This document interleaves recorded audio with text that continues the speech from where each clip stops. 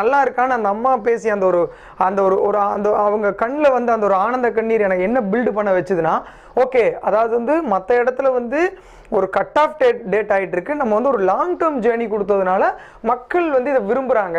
அப்போ இங்கே கார் கஸ்டமர்லாம் என்ன விரும்புகிறாங்கன்னா, ஒரு நல்ல சர்வீஸ் சென்டர் வேணும், அதில் வந்து ஃபாரினில் மாதிரி இருக்கிற அந்த சர்வீசஸ் வேணும், நான் ஃபேஸ் பண்ணுற பிரச்சனைகளுக்கு தீர்வு வேணும் அப்படின்னு எதிர்பார்க்குறாங்க.